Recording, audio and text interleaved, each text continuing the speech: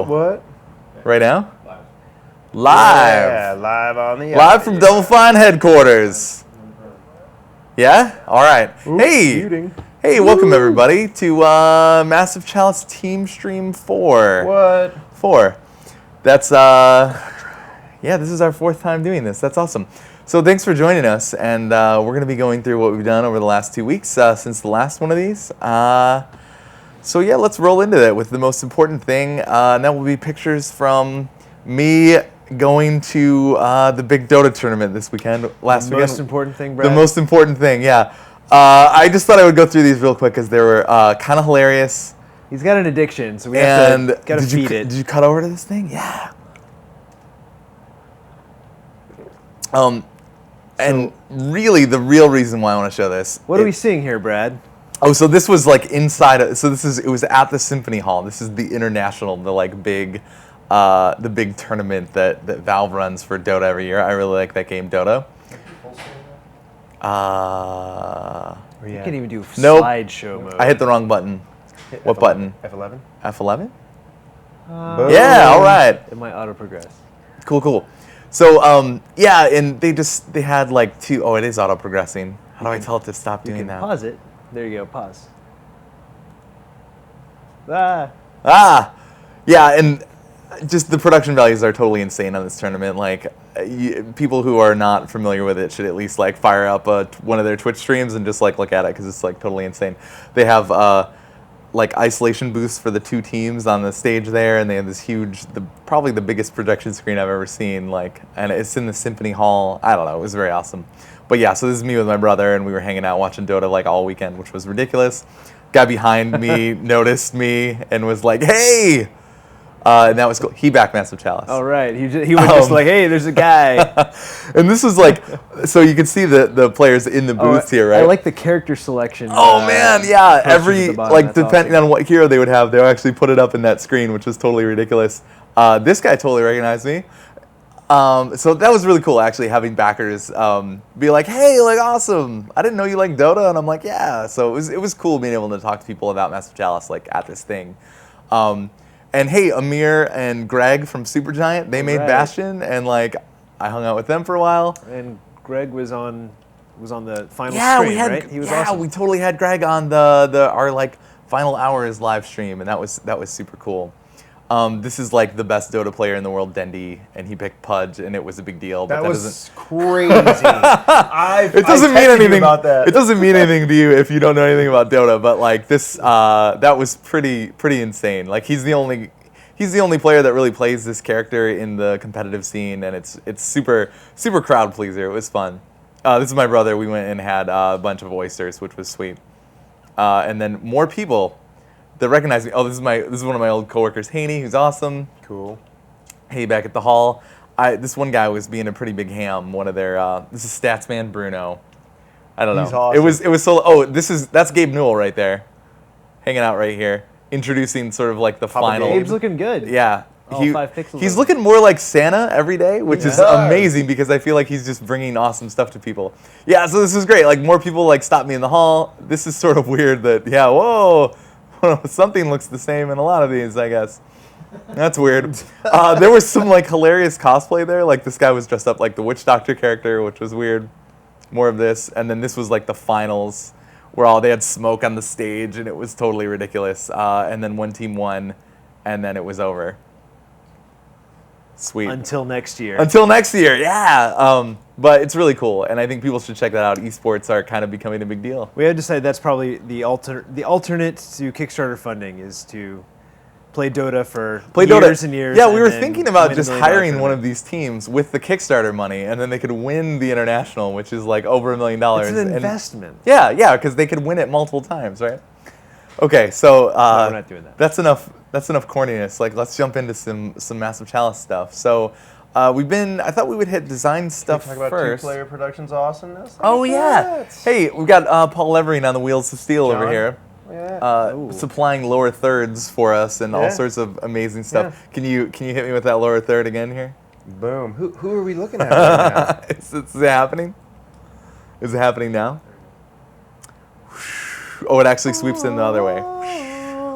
Fantastic. Okay. So what are some of the kind of Ooh. the big directions that we did the last couple of weeks? We kind of got chat up and running on programming. Yeah, stuff, that's which been is awesome. fantastic, and we'll talk about that. Like, we actually have a running branch, and like the game is actually working, Yeah, and yeah. that's really fantastic because that's oftentimes takes a while to get going. And so because that hadn't been working before, I've been doing a lot of specs work, like hammering out these like just very like small like 3-page design docs that don't, they don't hit all the edge cases or figure out exactly what every instance of a relic or a equipment might be, but just kind of defining the system so we have a better idea of what it'll take to make these things. Yep. And we're also looking at it. We don't we've used XCOM, new XCOM, as one of the chief inspirations for the game, and we don't exactly have as much money as they did to make that game. So we're looking at ways that we can be economical, because one thing about that structure is that it's very broad. It's a very broad structure. There's a lot of different systems that interlock. So we've been talking about ways to kind of like streamline them or combine them in ways that still keep a lot of the strategy, but kind of like on the design side and on the programming side, just really let us like really focus in on like what's the most important thing. So the one that we've been talking about over the last couple weeks was the research system. And in XCOM, they have like a research system and then a manufacture system is what they call it, where so you research the alien technology and then you actually build the stuff, and they're completely separate systems. And we were talking about it, and we were like, yeah, like let's kick around the idea of like, what if we fuse those systems together? Like, would that work? It would definitely be streamlined, and could you keep a lot of the strategic choices that are in there? So we're going to walk you guys through our current thoughts on how this could work, because it was going to be a research and smithing system. Smithing, which was going to be our version of like manufacturing in a fantasy game. And so research might not be the right term for this. We're still kind of figuring out some of the vocabulary, but it's just the easiest one to think, the way to think about it right now. Mm-hmm.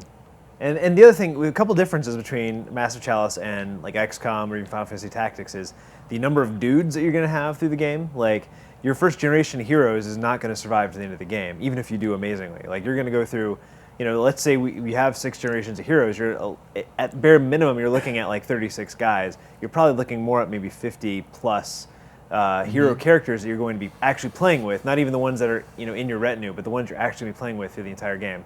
So that's going to inform some of our decisions. And then also the fact that we're on a scale of years instead of hours and days.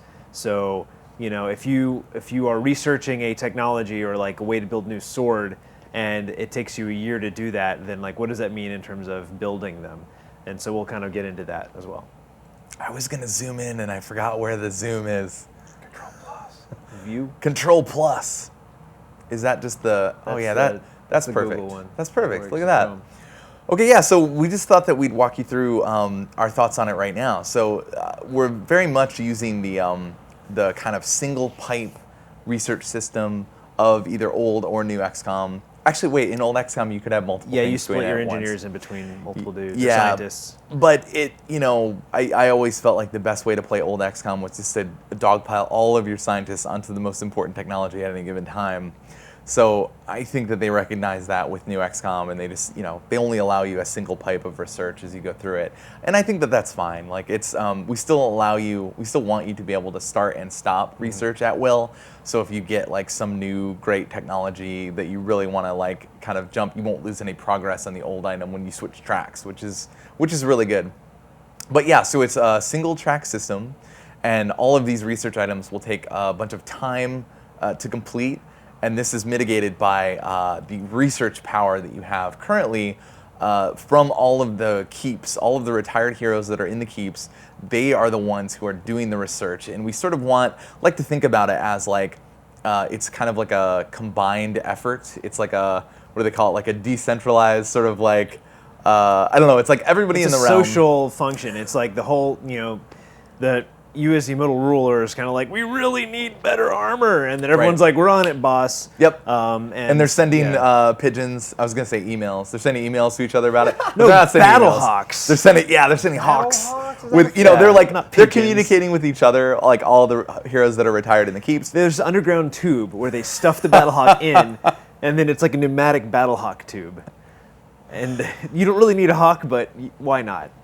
It's So kind of awesome. this number, your research power, will be the combined sort of like research capability of every retired hero put together, and each day that will tick down your current research goal on the time side. And the idea there, and with the keeps, is that you'll be able to actually like set them to do a certain focus, to kind of boost them into a certain area, right? So if you really want a keep to focus on research because you think they're going to be the best researchers, you can tell them to do that.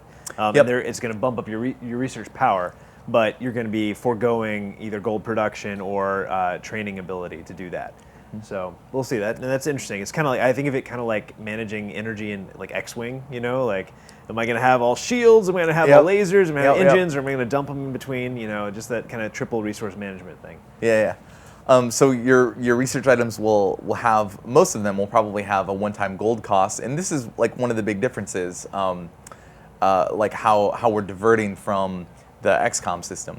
The idea is that if you're going to research, to use XCOM as an example, like if you're going to research laser rifles, rather than the research just being free, and then you go through, several days to research the laser rifles, and then it's like, hey, that's finished. We can create laser rifles now, and then you have to buy each one for a set amount of resources. With this, it's like you'll have to put that resource cost for all the laser rifles in up front when you go to research it. You're kind of kickstarting the research. You're kickstarting the. I just thought that's that a we really could good way even to put have it. like a freaking like a random event where you need to put more money into a research item, or split it into two parts. So you put that money on up front, and then it'll take a certain number of years. So say you're going to research flaming swords or something like that.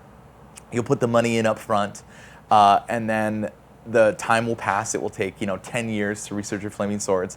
But then at the end, because of our time scale, I think this really makes sense, is that once you get to the end, you'll just unlock flaming swords. Anybody who can use them on a class, and we'll get into that a little bit later, but like, based on your class, your level, your traits, your house, like any of these things, as long as you can equip that particular piece of equipment, you'll just be able to use one. Yep. So it's sort of like, hey, we got flaming swords for everybody. Like, it took us 10 years to make these things. Like, we got more than one of them. Here you go. Yeah. Now we know how to do this as a culture, Right. and you're not individually smithing an individual sword, but you're choosing the loadouts for your characters. And I think we're going to try to use it to go kind of wide and do a lot of side grades, so that you'll have interesting choices on the equipment side.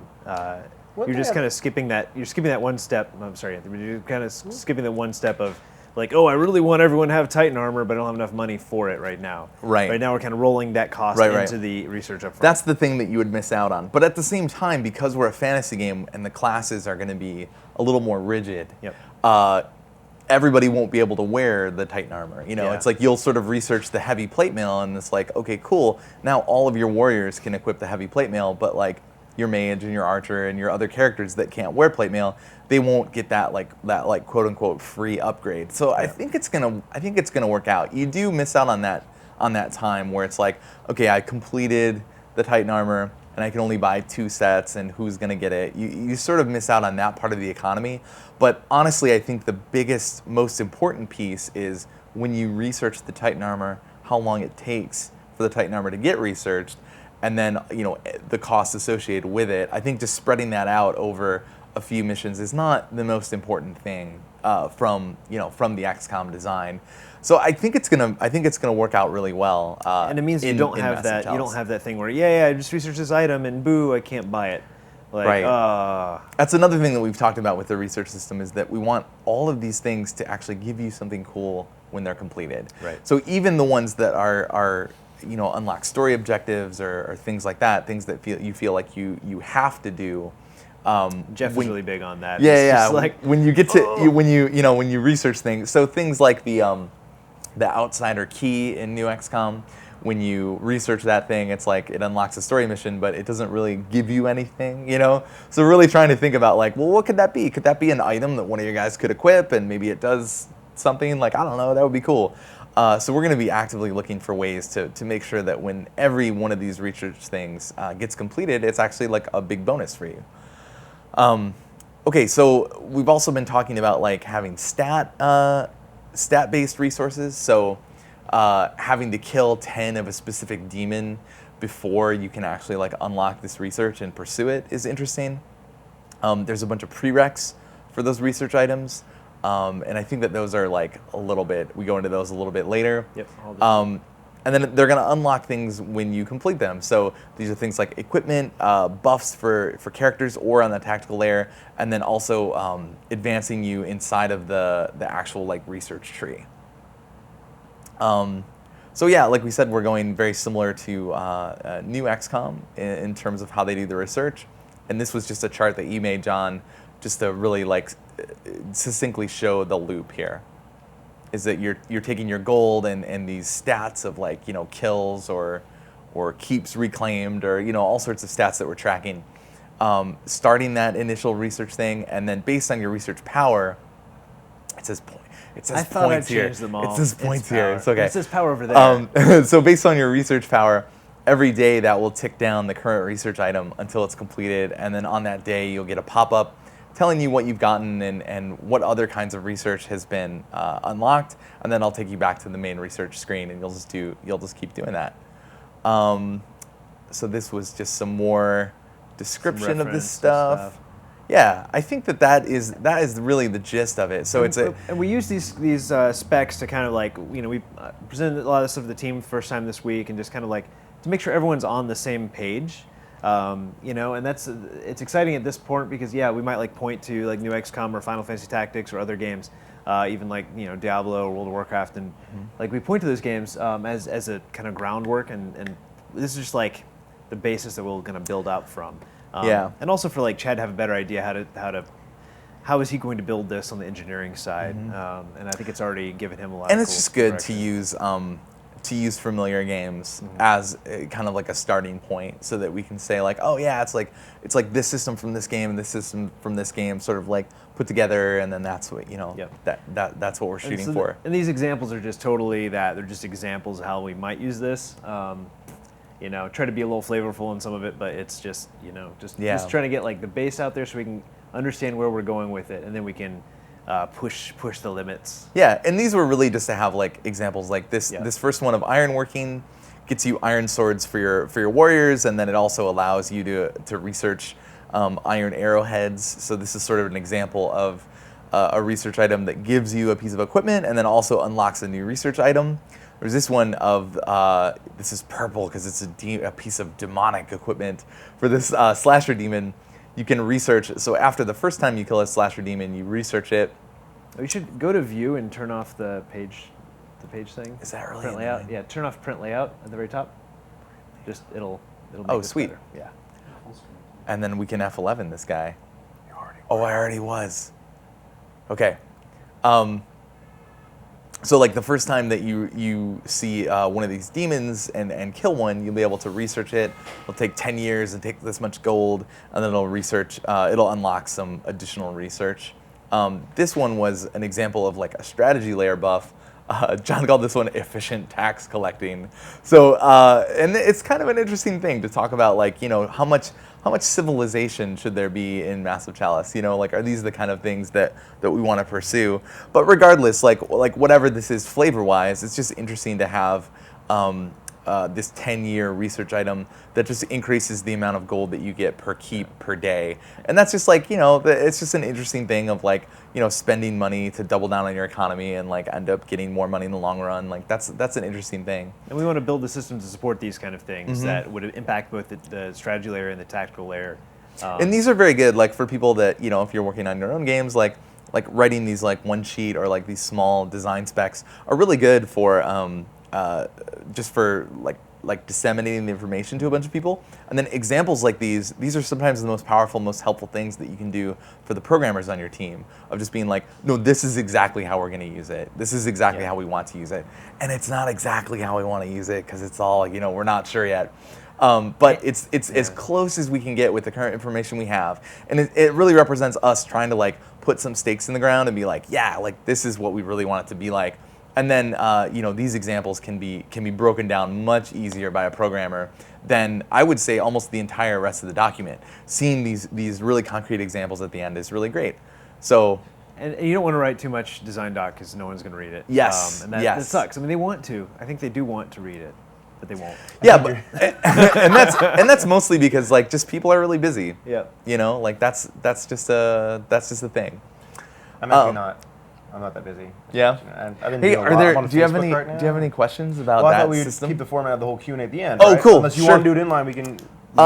Sure. We can. I mean, No, I'm cool you know with a couple what? Let's questions now if you just want. because while they're fresh on people's minds and stuff, why don't we take questions just on that research system and It's see? like 3 questions. 2, Yeah. 3. Sure. Yeah, just take a couple before we move on to the second one we're going to talk about. Yeah. So anyone's got any questions? Lay them on us about the research system. And also, as a designer, like writing this will let you expose some of the holes, and even just writing the examples, you kind of realize like, hey, like this one was more difficult to write than I thought it would be. Like, because of these rules I kind of set up in my mind about how this should work. So maybe we can change those to make this easier to write. And so if you can just come up with one example, that's not good. You need to be able to come up with a bunch of them because we're gonna need a ton of research items in this game. Really want to kind of explore that space. Will Bloodlines have unique items available to research? That's from Der Beer Kaiser. Maybe.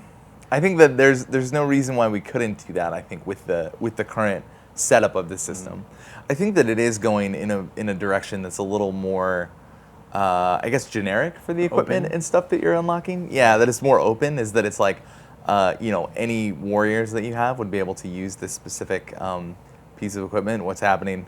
We also don't know how this might interplay with the random event system. So we talk about this idea that like a random event might pop up that you have to send somebody from some house on a quest, and maybe that could, if there was a house-based research item, it would become unlocked through this method that you would get to choose who gets to do it, and maybe it would only be for that house, which would be kind of cool. So that'd be neat. But So Fiery Drake asks, will later technologies require more RP to research in a reasonable time? Escalating cost, power, kind of like Civ. Absolutely. So the idea there is that your RP, like we were talking about, it comes from the retired heroes, but it's also coming from their XP, right? So a higher level hero that's retired will produce more RP for the realm.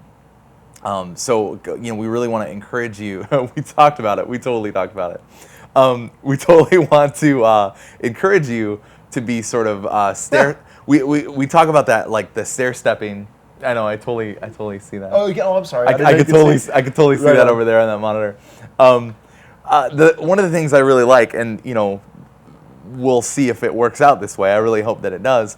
Is that you'll start out with your initial heroes, and let's say they're level 1, and they'll level up to like 3 or 4, and then you'll retire them, and they'll be contributing to the realm, and they'll have kids, and they'll train their kids up, but their kids won't be level 3 or 4. They'll be like level 2 or 3, say, tops.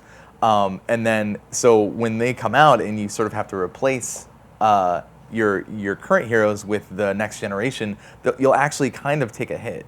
They'll be a little bit less. Yep. So you have this cool stair-stepping thing that you're doing throughout the game, but the overall, hopefully it feels like you do have a constant sort of like trajectory in your on power level. average, that's your going power up. level should be going. Yeah, up. yeah. And so yeah, the more complex technologies that you'll be researching at the end of the game, they will take more research power in order to unlock. But And we can hopefully, mitigate if that you're as well. yeah, in and different hopefully, ways. if you're doing, if you're keeping pace with the difficulty curve of the game, it should, most of them should take roughly the same amount of time to research. If you're keeping pace with it. But if you do have somebody, a couple of key heroes die in keeps, that your research power is drastically going to drop, and then all of a sudden that thing that was going to be done in 3 years is not going to be done for 10.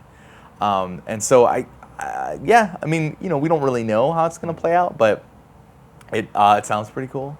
We're gonna try it. It sounds pretty sweet. So I think we're just gonna go for it. Sure. So one more, I kind of like this one. Henry the White asks, will this be a tiered research system, specifically like with more expensive general items, like unlocking cheaper specific kind of items? Will there be, like, I think the tier is almost not so much like a branching pattern, but more like general, and then maybe subclass, sub items of that. I see. And it might be a little bit ahead of the game of where we're thinking right now. 'Cause Yeah. Sean, you're really laying out It'll bedrock support right us. now. Yeah, we can do the data that way, and I mean Yep. that's the good thing about And- fleshing this out and say that we need to support prerequisites, so we can set up that list to be, I think it will be kind of like that. Like in the example, you have like the first daemon technology bit that then can unlock further daemon technology, and so you do kind of progress down this list, and it could be you do this one big one, and then you get like 5 unlocks. Yeah. And I think that those are, I actually think that that's like a very tried for these trees. Uh-oh.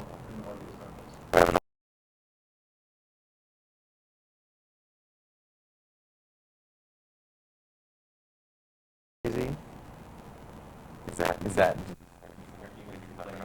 Do we have any like?